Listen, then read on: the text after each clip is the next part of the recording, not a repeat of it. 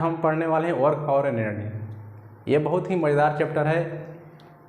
इसको शुरू से और लास्ट तक देखिएगा, इतना मज़ा आएगा पढ़ने में। इस चैप्टर से जो भी क्वेश्चन होगा या एग्ज़ाम में या प्रैक्टिस सेट में, आप सब इजी वे में बनाइएगा। एकदम सिंपल भाषा में इसको पढ़ाएंगे, इसलिए इस वीडियो को शुरू से लास्ट तक देखेंगे। हाँ, और एक बात और, आप सभी कलम और कॉपी लेकर ज़रूर बैठें।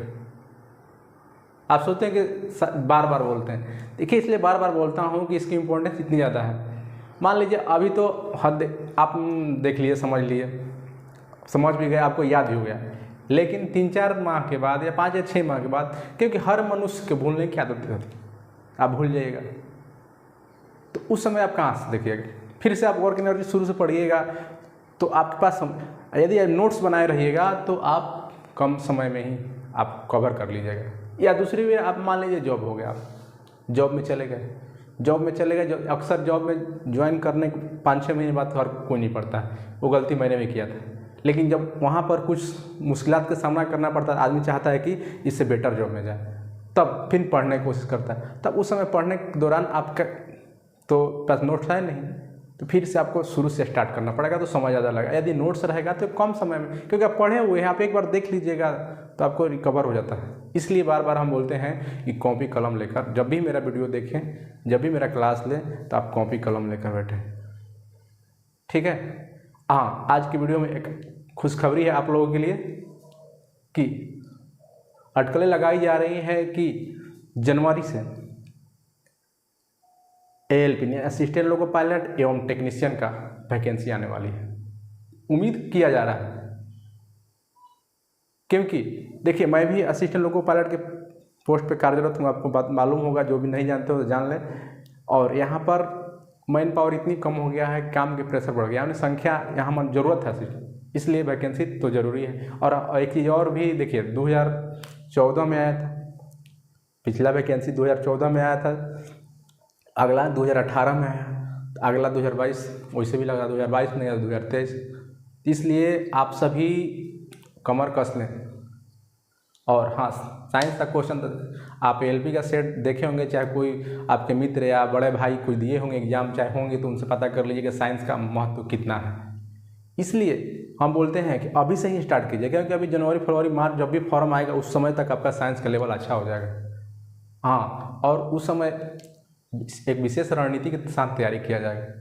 तो अभी आपका बेस होना चाहिए, इसलिए हम एकदम बेसिक से लेकर चल रहे हैं। आप साइंस, यानी साइंस में फिजिक्स, केमिस्ट्री, बायोलॉजी जो है, अभी फिजिक्स पूरा एकदम बेसिक से। अब उस समय बोलिएगा बेसिक, तो उस समय रैपिड में चलेगा। इसलिए अभी जितने से अधिक लोग हैं जुड़े और वीडियो को देखें, उसका नोट्स बनाएं और रिवीजन करें। जहाँ नहीं समझ में आता कमेंट करें, ठीक है। टेलीग्राम चैनल पे फोटो भेजें, उसके बाद उसका सोल्यूशन दिया जाएगा। जो भी आपको समस्या आ रही है, कुछ भी साइंस से रिलेटेड, आप हमसे कांटेक्ट करें, ठीक है, कमेंट करें, ठीक। तो चलिए आज का वीडियो देखते हैं। आज पढ़ने वाले हैं वर्क पावर एंड एनर्जी। क्या पढ़ने वाले? वर्क पावर एनर्जी, यानी कार्य, ऊर्जा और क्या, पावर माने शक्ति। आज ये पढ़ने वाले, तो सबसे पहले एक एक करके पढ़ लेते हैं। देखिए वर्क, क्या वर्क यानी कार्य। देखिए क्या लिखा हुआ, बल एवं विस्थापन के अदिश गुणनफल को कार्य कहते हैं। कैसे गुणनफल? अदिश गुणनफल। किसका गुणनफल? तो बल एवं विस्थापन, यानी फोर्स एंड डिस्प्लेसमेंट के जो उसका गुणनफल होगा वही क्या होगा? कार्य होगा। तो यदि मान लीजिए, यदि बल क्या हो, F विस्थापन S एवं एंगल थीटा ले लिए हो तो वर्क बराबर FS cos थीटा। अब देखो, आप सोच रहे हैं कि ये cos थीटा कहाँ से है?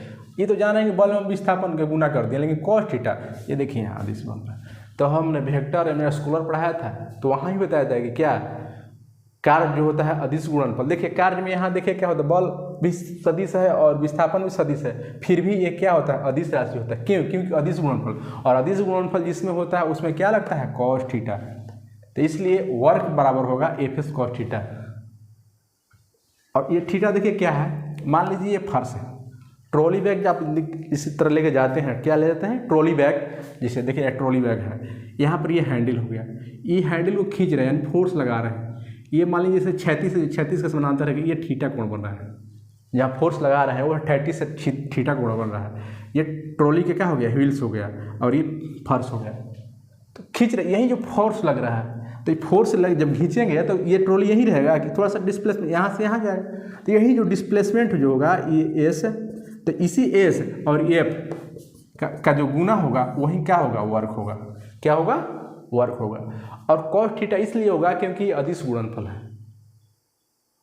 ठीक है, तो कार्य बल एवं विस्थापन के अदिश गुणनफल को कार्य कहते हैं, यानी वर्क कहते हैं। ठीक, अब देखिए इसका एसआई मात्रक। देखिए बल क्या होता है, न्यूटन, डिस्प्लेसमेंट दूरी है तो इसका मीटर, न्यूटन मीटर, और न्यूटन मीटर को क्या कहता है, जूल कहता है। तो जो कार्य हुआ, कार्य का एसआई मात्रक क्या याद करेंगे, कार्य का एसआई मात्रक जूल होता है। क्या होता है, जूल होता है। अब इसका बीमा देखिए निकाल लेंगे, तो न्यूटन मीटर को देखिए, न्यूटन का आप देखिए हमेशा बार बार बोलते हैं कि जो बल हो, बल का आप बीमीय सूत्र और उसका मात्रक दोनों याद रखें, क्योंकि बार बार यूज होता है। देखिए यहाँ बल क्या हो जाएगा, केजी मीटर सेकेंड इनवर्स 2। ये कैसे निकलता है हम बताए थे बीमीय सूत्र निकालने के लिए, वहाँ देख लीजिएगा। और देखिए मीटर का मीटर, तो देखिए यहाँ 1 मीटर और 1 मीटर, तो यहाँ केजी की जगह KG, metre 1 metre 1 metre 2 metre second inverse 2। तो इसी के नो, तो केजी का क्या होता है बीमा एम, मीटर का होता है बीमा एल, सेकेंड का बीमा क्या होता है टी इनवर्स 2, जो पावर है उस पावर लिख दिया, बीमा को बड़ा कोष्ठ में लिखते हैं। तो डायमेंशन क्या होगा, यानी कार्य वर्क का डायमेंशन क्या हो, M L square T inverse 2, जबकि ऐसा यूनिट क्या होता है, जूल। और कार्य क्या है, अदिश राशि। ठीक है, ये भी बताएं कि अदिश गुणनफल हो रहा है। अब देखिए वर्क बराबर हमने क्या समझा, एफ एस कॉस थीटा। अब देखिए मान लीजिए यहाँ 3 गो राशि एफ एस और एक थीटा कॉस थीटा, इन तीनों में से कोई एक होगा, कोई एक जीरो हो जाएगा, तो ये पूरा टर्म क्या हो जाएगा, ये पूरा टर्म में जीरो हो जाएगा। इसमें से कोई एक जीरो होगा तो पूरा टर्म में क्या हो जाएगा, जीरो हो जाएगा। तो देखिए मान लीजिए ये दीवार, ये बोर्डिंग हो गया, बोर्ड हो गया ये, इस बोर्ड पे हम बल लगा रहे हैं, बल पूरा इसको धक्का दे रहे हैं, तो बोर्ड चाहिए, दीवार यहाँ से कहीं जा रहा है, डिस्प्लेसमेंट हो रहा है, नहीं हो रहा है ना। या आप 10 दिन 20 दिन 100 साल 200 साल तक वैसे धक्का लगाते रहिएगा तो डिस्प्लेसमेंट नहीं होगा। अब ये जब नहीं होगा, ये जीरो हो जाएगा, जब ये जीरो हो जाएगा तो ये पूरा टर्म जीरो, तो पूरा टर्म जीरो, तो कार्य क्या हो जाएगा, जीरो। तो यानी आप 100 साल 200 साल से भी किसी चीज़ को धक्का दे रहे हैं जो, और उसमें डिस्प्लेसमेंट नहीं हो रहा है, विस्थापन नहीं हो रहा है, तो उस कार्य को क्या बोलेंगे, कार्य जीरो होगा। ठीक, उसी प्रकार मान लीजिए कोई व्यक्ति है और अपने सर पे 50 केजी का वजन ले रखा है, 50 केजी का कोई वस्तु लेकर से खड़ा है, तो पूछा जाएगा कि वो व्यक्ति द्वारा 10 दिनों में किया गया कार्य कितना होगा। 50 केजी का कोई वस्तु सर पे लेके खड़ा है और तो उससे पूछा जाएगा 10 दिनों में किया गया। तो देखिए जब इस तरह से हो जाएगा, ये फर्श हो गया, ये व्यक्ति हो गया, यहाँ 50 केजी का लिया है, तो ये एंगल कितना बना, ये 90 डिग्री। तो देखिए कॉस जो 90 का होता है वैल्यू, कॉस 90 डिग्री का वैल्यू होता है 0, याद रखिएगा। कॉस 90 का वैल्यू 0 और कॉस 0 डिग्री का वैल्यू होता है 1। कॉस 0 डिग्री का वैल्यू कितना होता है 1 और कॉस 90 का वैल्यू 0। तो ये 0 हो जाएगा, यानी व्यक्ति जब इस पे कोई वस्तु ले जाएगा तो उस जो फर्श का सापेक्ष उसका जो एंगल होगा, एंगल क्या हो जाएगा 0 नहीं 90 डिग्री। 90 डिग्री होगा तो यहाँ वैल्यू क्या रखेंगे, थीटा का 90, तो 90 रखेंगे तो ये पूरा क्या हो जाएगा 0, तो ये 0, तो ये पूरा टर्म 0, तो कार्य क्या हो जाएगा 0। यानी कोई भी व्यक्ति, नोट कर लीजिएगा, यानी कोई भी व्यक्ति 100 साल में ही 50 केजी वस्तु चाहे कितने केजी का ही वस्तु अपने सर पर रख के खड़ा रहेगा तो उसके द्वारा किया गया कार्य शून्य होगा। 2 एग्जाम्पल दे दिए। तीसरा एग्जाम्पल, चाहे 100 केजी का वस्तुएं लिया है सर पे और वह चल रहा है, फिर भी वहाँ एंगल कितना 90 डिग्री का ही बन रहा है, डिस्प्लेसमेंट भी हो रहा है, ठीक है, लेकिन वहाँ एंगल कितना डिग्री का बनेगा, तो वहाँ भी 90 डिग्री, तो 90 डिग्री का एंगल होगा तो कॉस 90 का वैल्यू 0, तो ये पूरा 0, तो वर्क 0। यानी कोई व्यक्ति 100 केजी का वस्तु लेकर चल रहा है और वह 5 किलोमीटर भी चल गया, कितना दूरी 5 किलोमीटर, तो उसके द्वारा किया गया कार्य शून्य होगा। ठीक, चौथा एग्जाम्पल समझ लीजिए, नोट करते रहिएगा, एग्जाम्पल बाद में नोट कर लीजिएगा। कोई व्यक्ति एक छत के सीढ़ी पे चढ़ता है, कहाँ, छत के सीढ़ी पे चढ़ता है और पुनः उतर जाता है, तो उसको द्वारा किया गया कार्य। तो मान लीजिए मान लीजिए यहाँ से यहाँ गया और फिर यहाँ से यहाँ आ गया, तो डिस्प्लेसमेंट क्या हुआ? शून्य। जब कोई वस्तु जब कोई व्यक्ति कहीं से जाता है और दोबारा पुनः वहीं आ जाता है तो डिस्प्लेसमेंट जो यानी विस्थापन जो होता है वो क्या होता है? विस्थापन क्या हो जाएगा? शून्य हो जाएगा। तो सीढ़ी पे से चढ़ के छत पे जा रहा है, फिर दोबारा छत पे, तो डिस्प्लेसमेंट क्या हो गया? शून्य हो गया। ये शून्य यानी ये जीरो, तो पूरा टर्म जीरो, तो कार्य जीरो। यानी कोई व्यक्ति सीढ़ी से छत पे जाता है, पुनः वह नीचे आ जाता है, तो उसके द्वारा किया गया कार्य शून्य हो गया। तो उम्मीद करते हैं कि कार्य समझ गए होंगे। यानी ये टर्म जीरो कौन कौन? विस्थापन और थीटा का वैल्यू जीरो होगा, 90 डिग्री होगा, तो ये पूरा जीरो हो जाएगा, तो वर्क क्या हो जाएगा? जीरो। तो ये सब एग्जाम्पल आता है, आप याद रखिएगा। ठीक, हाँ, इस पे एक दो क्वेश्चन है, क्वेश्चन को बना लेते हैं। ये समझ गए होंगे, स्क्रीनशॉट इसको लेना है ले लीजिए। ठीक, चलिए देखते हैं आगे। हाँ देखिए, जो ये W का भी आया वर्क का, वर्क आपको प्लस में भी आ सकता है, प्लस में, और जीरो तो हो सकता है, माने धनात्मक भी हो सकता है।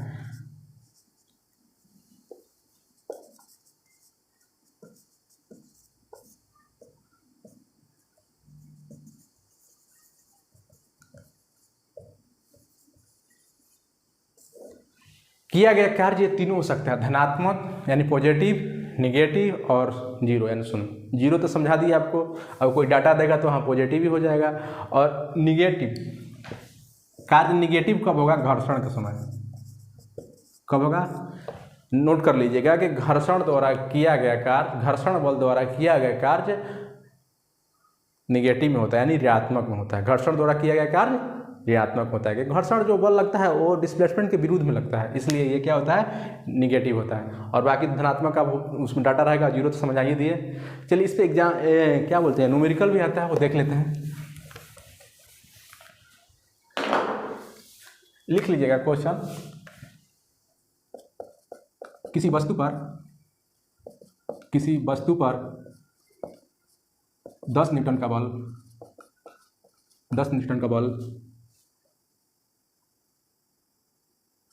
30 डिग्री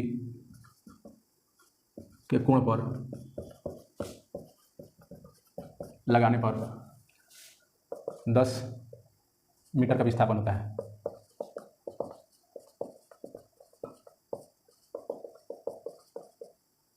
तो किया गया कार्य क्या होगा? देखिए, नोट कर लीजिएगा, क्वेश्चन ये है कि किसी वस्तु पर 10 न्यूटन का बल 30 डिग्री कोण पर लगाने पर 10 मीटर का विस्थापन होता है। यानी कोई वस्तु है, उस पर कितना न्यूटन का बल लगा रहे हैं? 10 न्यूटन के। एफ का वैल्यू दिया हुआ है, एफ का वैल्यू कितना दिया हुआ है? 10 न्यूटन। एंगल दिया हुआ है, यानी थीटा के वैल्यू दिया हुआ कितना? 30 डिग्री। और देखिए विस्थापन यानी एस दिया हुआ है कितना? 10 मीटर। तो क्या पूछ रहा है? कार्य कितना होगा? तो कार्य बराबर क्या जानते हैं? F S cos theta. F का वैल्यू कितना है? 10 न्यूटन। डिस्प्लेसमेंट कितना है? 10 मीटर। और कॉस थीटा मैंने कॉस 30 डिग्री, तो यहाँ कॉस 30 डिग्री, 10 10 100 हो जाएगा। कॉस 30 का वैल्यू कितना होता है? √3/2। और ये क्या है? कार्य का सही मात्रा क्या होता है? जूल। तो जूल हो जाएगा। तो ये आपका इस तरह से, यदि न्यूमेरिकल देगा तो इस पर क्या बनाएंगे। डाटा आपको दिया हुआ है, आपका W बराबर एफ एस कॉस थीटा याद रखना है, उसका वैल्यू रख देना है। ठीक है, नोट कर लीजिएगा, जिसको स्क्रीनशॉट दे लीजिए, लेना है ले लीजिए। चलिए अगले क्वेश्चन को देखते हैं।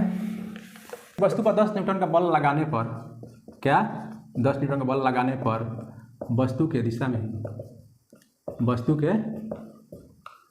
दिशा में 5 मीटर विस्थापित हो जाता है। बस 1 मिनट, सॉरी, गलती किया। किसी वस्तु पर 10 मीटर का बल लगाने पर वस्तु बल के दिशा में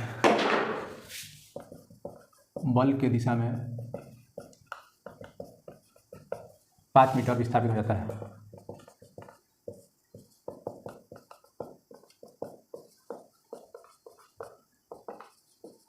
किया गया कार्य